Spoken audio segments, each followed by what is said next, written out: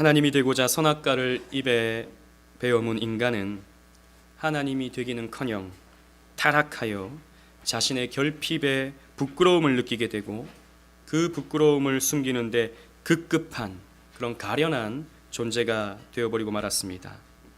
또한 생명의 하나님으로부터 피하여 숨어버리고 평생 죽음을 향하여 살아갈 수밖에 없는 비참한 존재가 되어버리고도 말았습니다.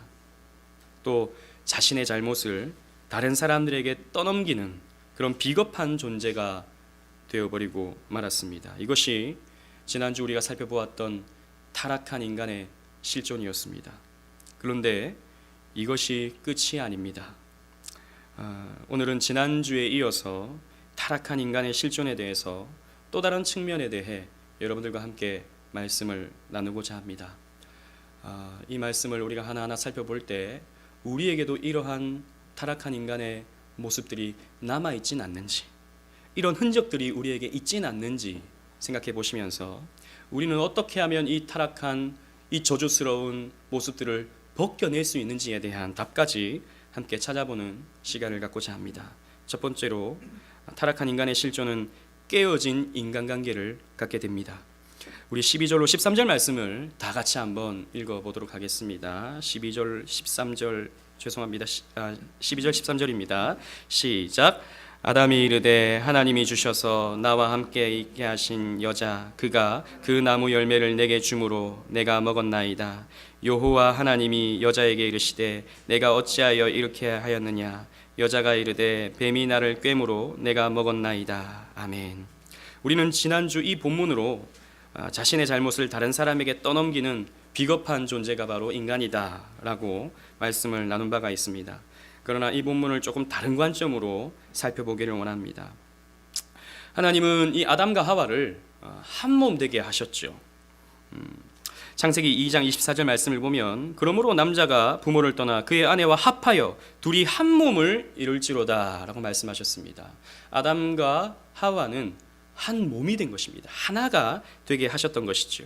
그래서 처음 아담이 하와를 보았을 때 너무나도 기뻐서 자신의 반쪽인 이 하와를 보면서 너무나도 기뻐서 이렇게 표현했습니다. 이는 내 뼈 중에 뼈요 내 살 중에 살이라. 이는 내 것이다. 이는 나다 라는 말이죠. 당신과 나는 하나다 라고 하는 그런 표현이었습니다. 그러나 선악과를 베어 물고만 인간은 타락하여 분리가 일어났습니다. 하나 될 수 없는 관계로 놓여지게 된 것이죠. 죄 지은 아담은 자신의 죄를 하와 탓으로 돌렸습니다. 먼저는 하나님께로 돌렸고 그 다음에는 하와에게로 돌렸죠. 당신이 내게 주신 여자 그라고 말했던 것입니다. 이것은 부부관계가 깨어진 것을 보여주는 것입니다.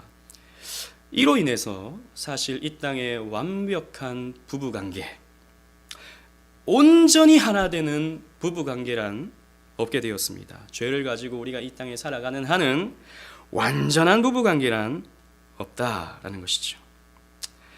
사랑으로 묶여있는, 사실 가장 인간관계에서 가장 애틋하고 가장 친밀하며 가장 뜨겁게 사랑할 수 있는 인간관계가 부부관계 아니겠습니까? 그런데 이 부부관계조차도 갈등이 일어나고 깨어지게 되더라라는 것이죠. 오래전에 TV에서 제가 보았던, 참 재미나게 보았던 방송이 있었는데 할아버지 할머니들이 나와서 퀴즈를 푸는 그런 예능 방송이었습니다. 할아버지가 문제를 내고 할머니가 답을 하는 그런 방송이었는데 스피드 퀴즈였어요. 그래서 답이 이것이었습니다. 천생연분. 그래서 할아버지가 이렇게 이 천생연분을 설명했습니다. 당신과 나 사이. 그러니까 그 할머니가 이렇게 대답합니다. 왼수! 아니 그거 말고 내자! 그러니까 평생 왼수! 그러더라는 것이죠. 아니 평생 그렇게 한평생 살아오셨는데, 그렇게 애틋하게 살아오셨는데 할머니 입에서는 당신과 나 사이가 평생 왼수라는 것이죠.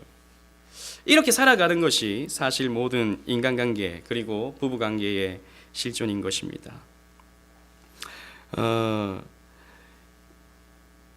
이렇기 때문에 사실 우리가 뭐 아무리 행복해 보이는, 아무리 아름다워 보이는 그런 부부라 하더라도 그 속을 이렇게 들여다보면, 그 내면을 이렇게 들여다보면 나름대로의 갈등과 상처와 또 분열로 인해서 신음하고 있는 것을 많이 보는 것이죠. 왜 이렇게 되었는가? 여러분 16절을 한번 보십시오. 우리 16절을 다 같이 한번 읽어보도록 하겠습니다. 시작. 또 여자에게 이르시되 내가 내게 임신하는 고통을 크게 더하리니 내가 수고하고 자식을 낳을 것이며 너는 남편을 원하고 남편은 너를 다스릴 것이니라 하시고, 이것은 여자에게 임한 죄로 인한 타락의 저주인데, 여기서 중요한 것은 너는 남편을 원하게 될 것이다 라고 하는 이 말입니다. 너는 남편을 원하고 남편은 너를 다스릴 것이다 라고 했는데, 여기서 이 원하다 라고 하는 말에 해당하는 히브리어는 테슈카라는 말입니다. 이 말은 그냥 단순히 원하는 정도가 아니라 지배하다 혹은 착취하다 라고 하는 뜻까지 있는 그런 표현입니다. 그래서 이 본문을 이런 의미로 해석해 보면 너는 남편을 지배하려 하지만 남자 역시 너를 다스리려고 지배하려 할 것이다 라고 하는 말씀인 것이죠. 즉 타락한 인간의 부부관계가 서로가 서로를 지배하려고 하는 그 욕망 때문에 맹렬한 투쟁관계가 일어나게 되고, 그렇게 되다 보니까 서로 상처를 받게 되더라는 것입니다. 얼마 전까지만 해도 우리나라 사회는 유교의 영향이 컸기 때문에 남자가 여자를 지배하고 착취하는 구조였죠. 그래서 우리 어머니 세대에서는 그냥 희생하고 많은 것을 포기해야만 하는 그런 삶을 살아왔던 것을 우리는 쉽게 보았습니다. 그런데 시간이 흐르면서 요즘에 이렇게 보면은 좀 많이 역전이 된 것 같아요. 요즘에는 대부분은 아니겠지만 많은 부분의 부부관계 속에서 여자분이, 아내분이 남자를 지배하는 경우가 제가 봤을 때는 더 많지 않나 이런 생각이 듭니다. 제 주변에 있는 사람들을 봐도 그런 것 같고, 제 주변에 있는 목사님들을 봐도 그런 것 같아요. 그래서 목사님들도 하다가 가야 된대요. 왜 가냐 그러면 사모님이 오라 그래서 가야 된대요. 이렇게 말끝마다 보면은 사모님이 혹은 아내가 또 이렇게 그 지시에 따라서 움직이는 것을 보면 요즘에는 현실적으로 남자가 여자를 지배하는 모습을 많이 보게 됩니다. 제가 며칠 전에는 또 뉴스를 봤는데, 여러분들 잘 아시는 대한항공의 그 부사장, 땅콩 회항으로 유명했던 그 조현아라고 하는 그 부사장도 이혼 소송을 당했더라고요. 그 이혼 소송을 당한 이유가 남편이 가정폭력을 이유로 이혼 소송을 했다고 합니다. 하도 얻어맞아가지고 그 아내가 너무 폭력을 이렇게 자행해가지고 너무 거기에 시달려서 나는 이혼하겠다. 물론 여러 가지 이유가 있겠지만 그것을 이유로 이혼 청구 소송을 벌이기도 한 것입니다. 이렇게 가장 인간관계에서 친밀한 부부관계에서조차도 서로가 서로를 지배하려고 한다고요. 그래서 신혼 때가 되면은 처음엔부터 잘 드려야 된다 이런 표현을 하면서 서로가 서로를 지배하려고, 정복하려고 하는 모습들이 일어나게 되는 것이죠. 결혼한 사람들을 보면 정말 그런 것 같습니다. 서로가 서로에게 대한 사명감을 갖고 내가 이 남자를 한번 바꾸어 보리라, 내가 이 여자를 한번 바꾸어 보리라 라고 생각하는데, 얼마 시간이 좀 지나면 포기하게 되죠. 사람 안 바뀌는구나 이 사람은 안 바뀌는구나 라는 그런 현실을 깨닫고 포기하게 되는데, 그러나 그러한 갈등으로 인해서 계속해서 서로에 대한 분노와 상처만 증폭되어져 갑니다. 이것이 부부관계뿐만이 아니죠. 모든 인간관계에서도 마찬가지입니다. 최근에 인터넷에도 보면 남성 혐오, 여성 혐오가 굉장히 극심한 것을 우리는 살펴볼 수 있죠. 그래서 남자는 여자를 혐오하고 여자는 남자를 혐오하는 그런 시대가 되었습니다. 물론 여러분들은 그런 것에 대해서 민감하지 않겠지만 요즘 젊은이들, 특히 대학생들, 청년들 이렇게 보면 그런 문제로 인해서 굉장히 갈등하고 그런 분노를 자행하는 나타내는 모습들을 많이 보게 되는 것이죠. 그래서 요즘에요, 남자를, 요즘 젊은 여자애들이, 대부분은 아니지만 몇몇의 여자들은 남자를 남자라 그러지 않아요. 뭐라 그러냐면 냄저 냄저, 혹은 한남충이라 그럽니다. 한남충, 한국 남자 벌레. 남자를 그렇게 혐오하는 것이죠. 또 남자도 여자를 무슨 뭐 김치녀 뭐 이런 식으로 혐오하고 좀 이렇게 낮추어 보면서 갈등이 일어나고 있는 것입니다. 왜 이렇게 되었는가? 왜 이렇게 되었는가? 인간이 범죄했기 때문입니다. 죄가 그들에게 들어왔고, 그래서 저주받았기 때문에 모든 인간관계에서는 이렇게 서로를 지배하려고 하고, 그러다 보니까 갈등이 일어나게 되고, 그러다 보니까 상처를 받게 되는 것이죠. 여러분, 뭐 때문에 힘듭니까? 여러분 한번 생각해 보십시오. 뭐 때문에 힘든가요? 돈 때문에도 힘들죠. 돈이 넉넉치 않아서. 그러나 또 우리를 힘들게 하는 것이 무엇입니까? 인간관계입니다. 인간관계. 사람 때문에 힘들거든요. 직장에서는 그 직장 동료 때문에 힘들고, 일이 힘든 게 아니라 직장 동료 때문에 힘들고, 또 혹은 교회 생활 속에서도 사람 때문에 힘든 거죠. 말 한마디 때문에. 저 사람이 나를 지배하려고 드는가? 나에게 자존심 상하는 말 한마디, 나를 자존심 상하게 하는 그 말 한마디 때문에 교회 생활이 힘든 거거든요. 인간의 죄로 말미암아 타락했기 때문에 우리는 이러한 파괴된 인간관계, 균열이 일어난 인간관계 속에서 살아가게 된 우리의 현실입니다. 그리고 두 번째로, 깨어진 인간과 자연과의 관계를 우리는 볼 수 있습니다. 주보에서는 18절까지라고 되어 있는데 19절까지입니다. 17절로 19절 우리 다 같이 한번 읽어보도록 하겠습니다.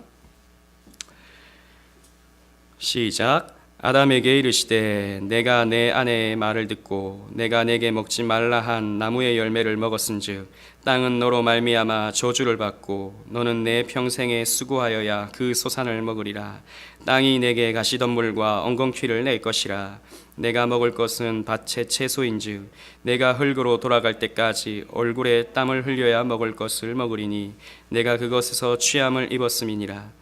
너는 흙이니 흙으로 돌아갈 것이니라 하시니라. 아멘. 아담으로 말미암아 땅도 저주를 받았다라고 성경이 말하고 있습니다. 모든 피조물의 대표였던 아담으로 하여금 그의 기원이었던 흙, 아담마도 저주를 받게 된 것입니다.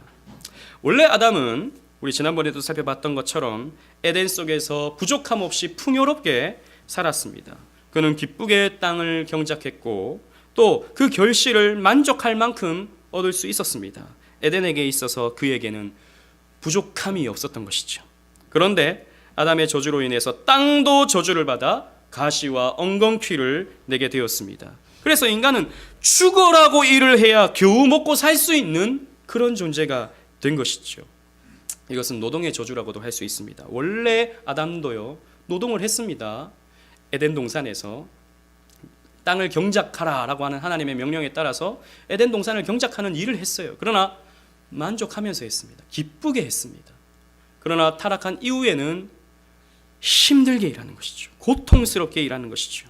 그래서 모든 인간은 아무리 자기가 하고 싶었던 일이라 하더라도 그 노동의 수고로움으로 고통을 겪어야 하는 그런 상황에 놓여지게 된 것입니다.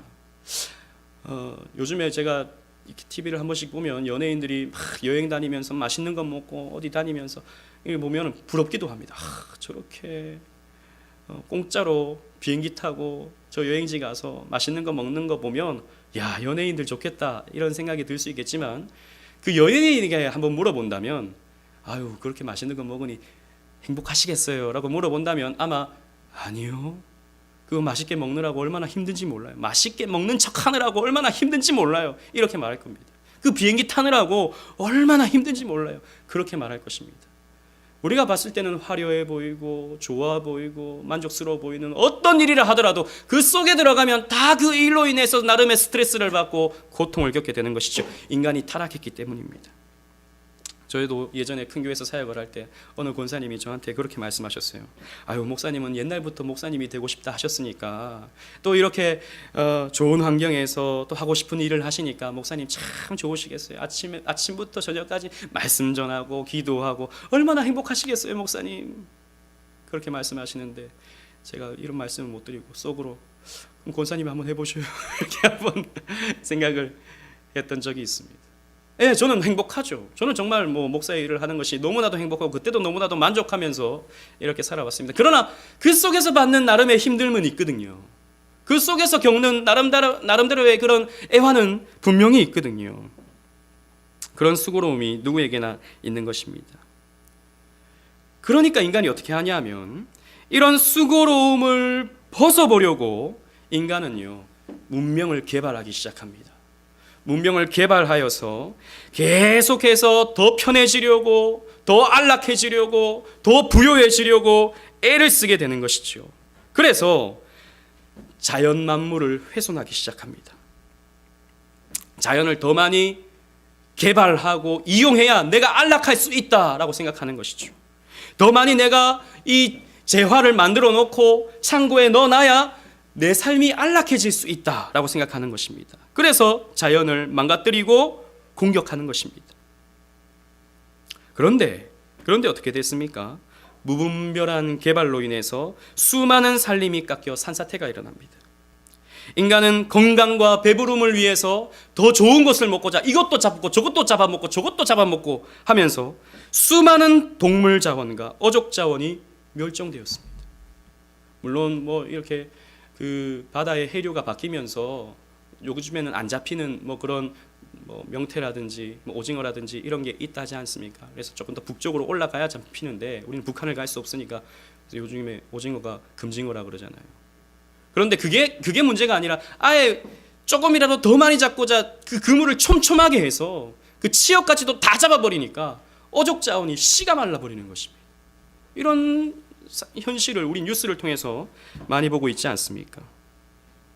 인간이 더 많이 가지고자, 더 맛있는 것을 먹고자, 혹은 더 좋은 옷을 입고자, 밍크 코트라든지 이런 것들, 더 좋은 옷을 입고자 자연을 파괴한 것이죠. 그러니 이 인간에게 순종하던 자연도 결국에는 인간을 죽이고 위협하는 두려운 존재가 되고 말았습니다. 지진, 해일, 천재지변 이런 것들이 인간을 위협하는 것이죠. 또 인간은 이런 자연으로부터 자신을 방어하고자 더욱 견고한 건물을 짓고 더 많은 것을 생산하여 만일의 때를 대비하게 되고 더욱 문명을 발전시키기 위해서 자신을 보호하려고 하지만 그럴수록 또 더 자연은 파괴되고 문제가 일어나는 것입니다. 여러분, 오늘날 일어나는 또 온난화의 문제를 보십시오. 온난화의 문제. 또 미세먼지, 요즘에는 뻑하면 미세먼지가 이렇게 또 불어와서 사람들의 호흡기를 공격하지 않습니까? 또 최근에는 미세 플라스틱, 요즘 물도 요즘에 마음 놓고 못 마신다 그러죠. 미세 플라스틱, 사람들이 버려버린 그 플라스틱 때문에. 또 새로운 바이러스들, 예전에는 없던 에볼라 바이러스 같은 이런 메르스라 같은 이런 것들이 계속해서 발생하면서 악순환의 상태가 되고 만 것입니다. 사실 인간이 이러한 자연의 공격을 받는 것은 인간이 만들어낸 욕망, 이런 것들에 의해서 이루어진 것들이 너무나도 많습니다. 물론 우리가 문명 자체를 거부하는 것은 아니지만 지진이 일어나면요, 우리나라 사회 같은 경우에는 큰 일이 나죠. 진도 4만대도 사람들이 난리가 납니다. 그런데요, 저 툰드라 지방에 있는 에스키모들이 사는 그런 곳에도 지진이 많이 일어난다고 해요. 그런데 거기서 지진이 일어나면 오히려 아이들이 너무 좋아한답니다. 이야, 땅이 흔들린다. 너무 재밌다는 것이죠. 땅이 막 흔들리면 애들이 점프를 하면서 너무 좋아한대요. 왜? 거기는 지진이 일어나도 아무런 문제가 없어요. 그냥 운막 같은 거 짓고 살아가니까 좀 흔들려도 뭐가 좀 떨어질 뿐입니다. 아무런 문제가 없어요. 그런데 우리나라 사회 같은 이런 고층 빌딩이 있는 사회에서는 지진이 한번 일어나게 되면 수많은 사람들이 죽음을 당하죠. 수많은 재산상의 피해를 입게 되죠. 이게 어떻게 보면 인간의 더 많이 가지려고 하는, 더 많이 착취하고자 하는, 더 많은 것을 먹고자 하는 인간의 욕망 때문에 이렇게 된 것은 아닌지 우리가 생각을 해봐야 되는 것이죠. 이렇게 자연과 인간은 그 관계가 붕괴되고 말았습니다. 깨어지고 말았습니다. 바울은 이런 상태를 이렇게 표현합니다. 로마서 8장 21절 22절인데 주보했습니다. 우리 다 같이 한번 읽어보도록 하겠습니다. 로마서 8장 21절 22절 시작. 그 바라는 것은 피조물도 썩어짐의 종노릇한 데서 해방되어 하나님의 자녀들의 영광의 자유에 이르는 것이니라. 피조물이 다 이제까지 함께 탄식하며 함께 고통을 겪고 있는 것을 우리가 아느니라. 자, 피조물이, 모든 피조물이 썩어짐의 종노릇하는 데서 해방되기를 바란다는 것이죠. 이 자연 만물도요, 이 나무와 하늘과 숲과 여러 이 자연 만물도요, 인간이 타락하여 썩어진 것에 자기들이 종노릇하는 것이 너무나도 고통스러워한다는 것입니다. 그래서 뭐라 그러냐면 하나님의 자녀들의 영광의 자유에 이르는 것을 소망한대요. 피조물이 다 이제까지 함께 탄식하고 있는데, 인간도 그렇고 자연도 그렇고 이 죄로 말미암아 탄식하고 있는데, 그 영광의 자유에 이르기를 자연조차도 고대한다는 것이죠. 지금 인간과 자연이 계속해서 갈등을 일으키고 있으니까 저 인간들이 빨리 영화롭게 되어서 우리 또한 해방됐으면 좋겠다, 신음하고 있는 것입니다. 고통을 겪고 있는 것이죠. 탄식하면서. 그래서 인간은 이 자연 만물을 이용해서 노동하는 것이 엄청난 고통입니다. 그 관계가 깨어졌기 때문에 더 잘 살아보려고 애를 쓰지만 결국에는 흙으로 돌아가는 죽음을 맞이할 수밖에 없게 되죠. 다시 말해서 고통의 삶을 살다가 공포스러운 죽음을 맞이할 수밖에 없는 비참한 허무한 인생이 되고 만 것입니다. 그리고 우리의 실존이 어떠한가? 마지막으로 세 번째, 깨어진 하나님과의 관계를 볼 수 있어야 됩니다. 22절로 24절 우리 다 같이 한번 읽어보겠습니다. 22절로 24절 시작. 여호와 하나님이 이르시되 보라, 이 사람이 선악을 아는 일에 우리 중 하나같이 되었으니 그가 그의 손을 들어 생명나무 열매도 따먹고 영생할까 하노라 하시고, 여호와 하나님이 에덴 동산에서 그를 내보내어 그의 근원이 된 땅을 갈게 하시니라. 이같이 하나님이 그 사람을 쫓아내시고 에덴 동산 동쪽에 그룹들과 두루 도는 불칼을 두어 생명나무의 길을 지키게 하시니라. 아멘. 우리는 지난주에 하나님으로부터 피하여 숨는 인간의 실존에 대해서 살펴본 바가 있습니다. 그 연장선에서 이제 하나님이 아담과 하와를 에덴 동산에서 추방하십니다. 왜냐하면 에덴은 하나님이 임재하시는 거룩한 땅이었기 때문이죠. 엄밀히 말하면 에덴 동산은 하나님이 임재하시는 지성소와 같은 곳이었습니다. 구약의 성막에 있는, 성전에 있는 지성소, 그곳에 하나님이 임재하시잖아요. 구약의 지성소는 하나님의 법궤가 모셔지는데 그 법궤 위 뚜껑인 시은좌에 하나님이 1년에 한 번 임재하셔서 이스라엘 백성들을 만나 주시지 않습니까? 그런 것처럼 에덴 동산은 하나님이 임재하셔서 아담과 하와를 만나 주시는 그러한 공간이었던 것입니다. 그런데 여러분 생각해 보십시오. 구약의 성막과 성전의 지성소는 아무나 들어갈 수가 없습니다. 1년에 단 한 번 대제사장만 이 휘장을 지나 지성소에 들어갈 수 있게 된 것이지요. 그런데 이 에덴 동산도 마찬가지였던 것입니다. 이 에덴 동산도 거룩한 하나님의 임재가 이루어지는 것이기 때문에 아무나 들어갈 수가 없는 것이죠. 죄가 있는 자는 그 지성소에 들어갈 수가 없는 것입니다. 여러분, 지성소에 들어가려면 그룹이 그려진 그 천사의 모습인데요. 그 천사 중에 그룹이라는 천사가 있습니다. 날개가 있는 천사를 그룹이라 그러는데 그 그룹이 그려진 휘장을 지나가야 됩니다. 그건 뭐냐면 지성소는 그룹이 지킨다라고 하는 의미가 그 속에 담겨져 있는 거예요. 출애굽기 26장 1절 말씀을 보면 너는 성막을 만들 때 가늘게 꼰 배실과 청색, 자색, 홍색 실로 그룹을 정교하게 수놓은 10폭의 휘장을 만들어라 라고 말씀하셨어요. 즉 이 지성소에 들어가는 막에 그룹을 그려 넣어라 라고 말씀하신 것입니다. 그리고 이 성막과 이 지성소의 입구는 방향이 어디냐면 동쪽입니다. 동쪽. 성막도 동쪽, 이 지성소에 들어가는 휘장도 동쪽으로 향하여서 나 있다는 것이죠. 마찬가지로 그와 똑같이 에덴 동산도 출입문이 어느 쪽입니까? 동쪽입니다. 동쪽. 즉 아담과 하와를 어느 쪽으로 내보냈습니까? 동쪽으로 내보냈죠. 그리고 그 에덴 동산을 누가 지키게 했습니까?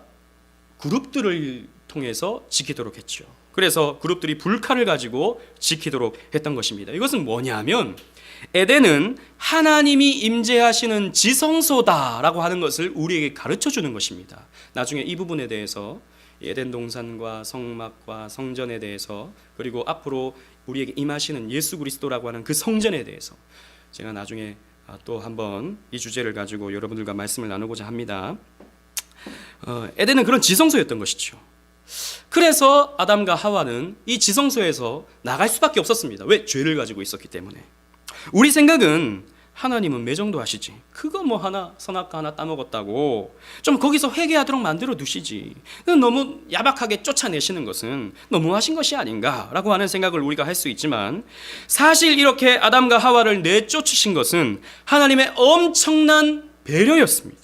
왜냐하면 그들은 죄를 가지고 있었기 때문에 완전 의로우신 하나님의 임재를 경험하게 되면 그들은 그 죄로 인해 즉사할 수밖에 없기 때문이죠. 여러분, 하나님은 우리가 늘 말씀드리다시피 공의로우신 하나님이시기 때문에 죄를 그냥 넘어가실 수 없는 하나님이십니다. 죄에 대해서는 반드시 심판하셔야 하는 하나님이신 것입니다. 여러분, 이 부분에 대해서는 지난번 수요일에 그리스도의 의로운 심판에 대해서 제가 자세하게 설명한 적이 있습니다. 혹시 시간이 되시는 분들은, 아니 시간이 안 되시는 분이라 하더라도 수요일의 영상을 여러분 꼭 인터넷에서 들어보시기를 바랍니다. 그래서 하나님이 심판하시는 것은 너무나도 당연한 거구나 라는 것을 여러분들이 깨달으셔야 합니다. 그렇기 때문에 아담과 하와를 내쫓으신 거예요. 즉사하지 않게 하시기 위해서. 시편의 기자는요, 하나님을 만나는 백성들의 조건에 대해서 이렇게 말하고 있습니다. 시편 24편 3절 4절 말씀인데요, 제가 읽어보겠습니다.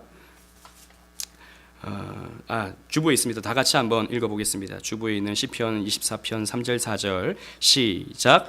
여호와의 산에 오를 자 누구며 그의 거룩한 곳에 설 자가 누구인가? 곧 손이 깨끗하며 마음이 청결하며 뜻을 허탄한 데 두지 아니하며 거짓 맹세하지 아니하는 자로다. 아멘. 여러분, 하나님을 만나는 자, 하나님의 임재를 구하는 자는 손이 깨끗해야 됩니다.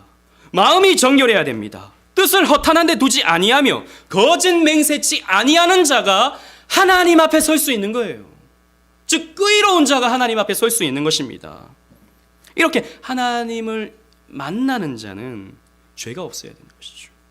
이런 이유로 17세기에 웨스트민스터 총회에 참석했던 총교도들은 예배 시간에 사죄의 기도와 사죄의 선언을 꼭 넣었던 것이죠. 왜? 우리가 하나님의 말씀을 받는데 그 말씀은 우리에게 복이 되기도 하고 믿지 않는 자에게는, 죄가 있는 자에게는 심판이 되는 말씀인데, 우리가 하나님 말씀 받는데 죄를 가지고 이 말씀을 받을 수 없다라는 것이죠. 그래서 말씀 받기 전에 죄를 고백하고 사죄를 말씀으로 선언해주는 이 순서를 넣었던 것입니다. 그래서 우리 교회도 이렇게 넣지 않았습니까? 분명한 것은 여러분, 죄가 있는 자는 하나님을 만날 수 없습니다. 죄를 가지고 하나님과 교제할 수 없는 것이죠. 그래서 아담과 하와는 추방당할 수밖에 없었던 것입니다. 하나님과의 관계가 깨어져 버리고 만 것이죠. 사랑하는 오직은혜 교회 성도 여러분, 우리도 이러한 흔적들이 남아있죠. 우리 역시 깨어진 부부관계, 인간관계를 살아갑니다. 그래서 인간관계 때문에 우리는 몹시나 힘들어하죠. 그리고 깨어진 자연관계 속에서 살아갑니다. 그리고 깨어진 하나님과의 관계 속에서 살아가죠. 어쩔 때는 하나님이 너무나도 좋다가도 어쩔 때는 하나님으로부터 피하고 싶은 것이 우리의 실존입니다. 여전히 우리에게는 죄가 남아있기 때문에 그 저주의 흔적들이 우리를 여전히 괴롭히고 고통스럽게 하는 것입니다. 그러나 여러분, 우리의 끝은 결코 그렇지 않을 것입니다. 우리의 끝은 이런 모습이 남아있지 않게 될 것입니다. 왜냐하면 예수님께서 이 땅에 오셔서 인간에게 사랑과 섬김의 본을 보여주셨죠. 예수님은 하나님 사랑, 이웃 사랑을 온전히 살아내셨습니다. 그리고 이웃사랑, 저와 여러분들을 사랑하시기 위하여 목숨까지 내어주면서 사랑하셨죠. 그리고 종의 모습으로 사셨습니다. 누가 크냐라고 싸움하고 있는 제자들을 위해 그들의 발을 씻겨주시면서 너희는 서로의 종이 되어라.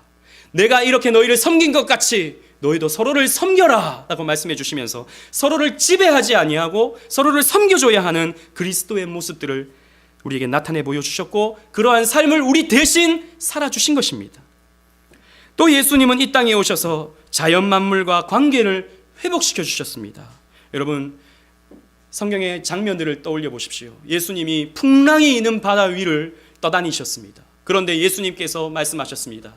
그 풍랑이 있는 바다를 잠잠하라 말씀하시니까 그 바다가 순종을 합니다. 이게 그냥 우연히 생겨난 들어간 성경 속에 들어간 이야기가 아니라 이렇게 파괴된 자연과의 관계를 회복시키는 예수 그리스도의 모습을 나타내주고 있는 것이지요.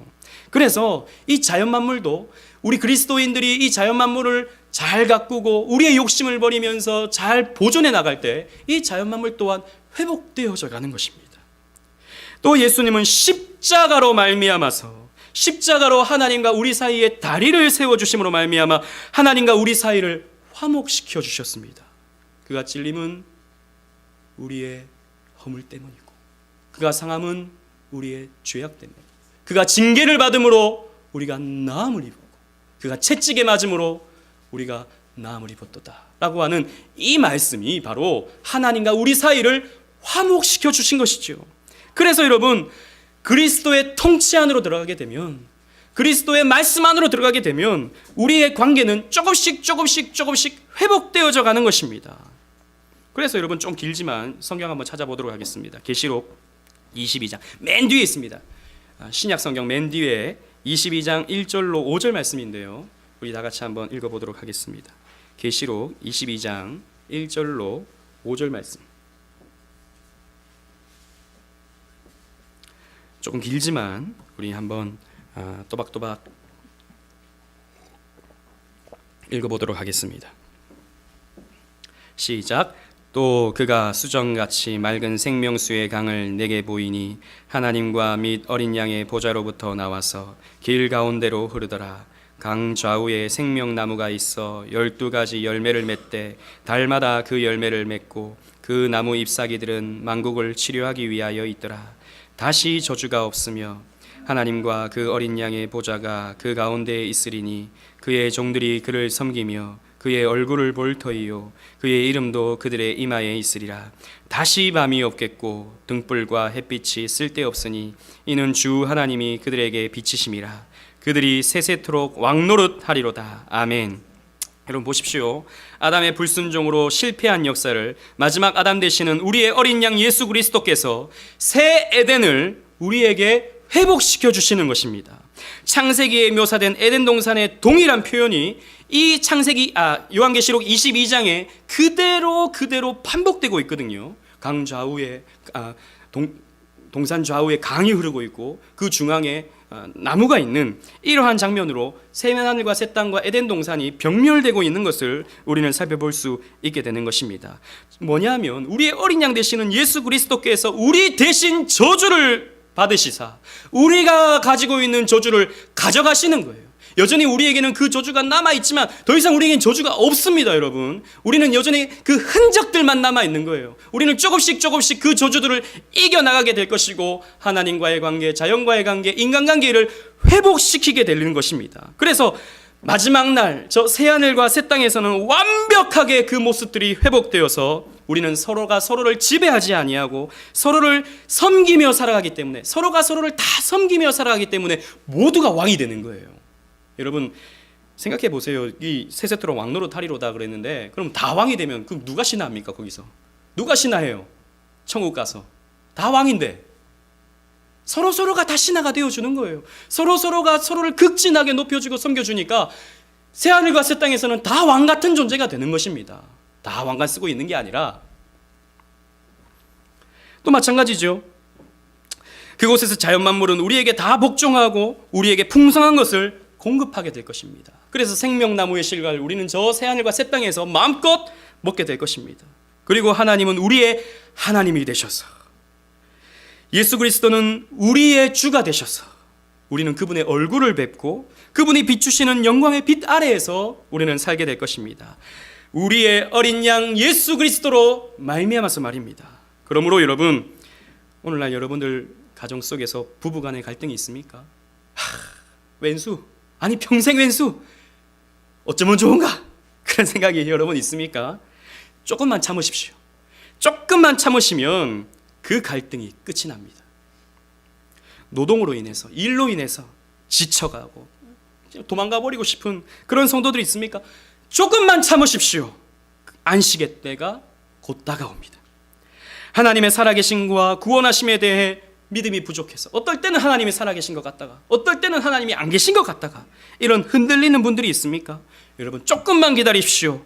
주께서 당신의 얼굴을 우리에게 비춰주실 것입니다. 우리에게 찾아오는 저주의 흔적들은 우리에게 작별 인사를 하러 온 것이, 안녕, 이제 난 너와 함께 할 수 없구나. 이 관계의 깨어짐은 이제 너에게는 없겠구나. 안녕, 나는 이제 너와 떠난다.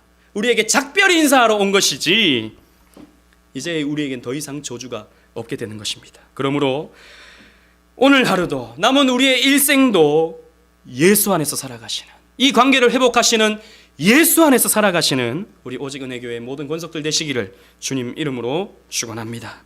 아멘.